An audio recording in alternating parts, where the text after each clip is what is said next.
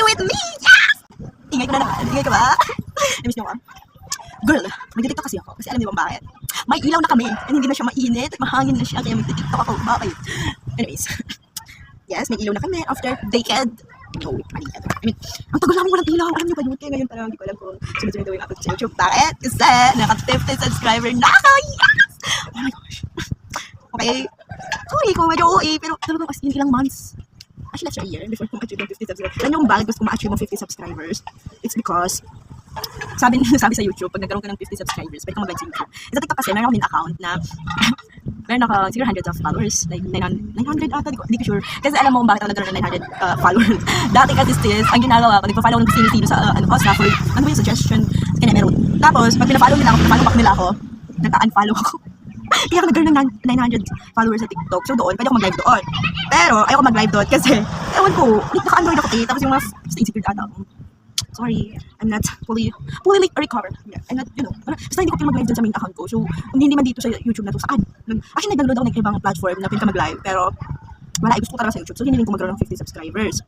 And yes, it finally came to the life. And alam niyo ba kung magkano na ngayon? Magkano na ngayon? Parang, ilan yun? Alam niyo ba, 52 na! Yes, 52! Okay. Sorry kung OA ko, kahit 50 lang yun. And alam ko naman kasi, nakalahati sa 50 na yun, friends lang, napilitan lang mag-subscribe, tapos yung kalahati naman, di naman nanonood ng videos ko. But then, I'm just happy to, to achieve that somehow. Kasi, well, 1 year and so ko siyang hinilig na. So, nung ako 50 subscribers, makapag-live ako, pero wala pa rin akong live.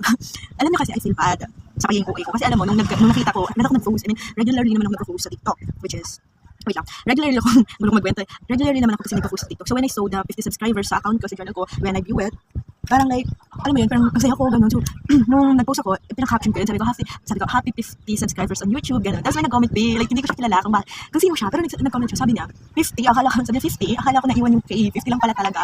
So, alam mo yun, I feel bad, but then, well, as usual, tinawalan ko lang na naman. Hindi ko alam, I can get myself na magbara doon. Kahit binabaray ko yung sarili ko, parang hindi ko kayang magbara ng ibang tao. Hindi ko alam, bakit ganun ako. Sana marunong ako mambara. So, yan, tinawalan ko lang, and then I live it with her. Sige lang, be. Kasi somehow, gets ko naman talaga siya. Kasi, girl, celebrate mo yung iba, nakaka-100 naman sila-celebrate. Pero kasi, for me, it's a small milestone of my life. Kasi somehow, na-achieve ko nga yung goal ko, diba? So, ano ba naman yung, kung hindi ka marunong makipag-celebrate, mag-scroll ka. Meron kasi akong account sa TikTok which is doon ako active. Lagi doon ako nag-upload ng mga mga TikToks ko, gano'n mga kung ano-anong pinapost ko doon. Tapos, kaso nga lang, I don't want to disclose it muna. Gusto ko muna siyang sarilihin, pasensya na ha. Gusto ko muna siyang sarilihin, gano'n kung ano yung meron ako doon. Kasi it's my escape account. Yes.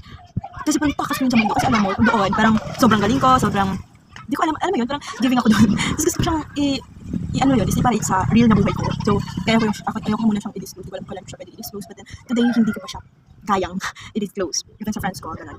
Kasi na-escape ko siya. So, kung malalaman yun ng friends ko, kasi alam ko ng account na nahahanap nila, even so, hindi ko sinasabi sa kanila, nahahanap nila yun, and then they always say na, kung saan kita nakikita ang account seal. So, kasi nga, gusto kong, alam mo yun, gusto magkaroon ng ibang life, iba sa realidad ko, gano'n. Gets niyo ba ako? Kasi masaya ako pag walang may kilala sa akin, gano'n. Parang ang layo-layo ko pag walang may kilala sa akin. Kung siguro kung may budget lang ako, may ako dito, tapos pumunta ako ng ibang lugar, tapos mamuhay doon mag-isa. Alam mo yun, yung fantasy ko eh. So, kahit kung hindi ko pa-afford nyo yun, kahit sa account na lang, pabayaan niyo muna, please. Kung mahanap niyo, huwag niyo na muna pansinin.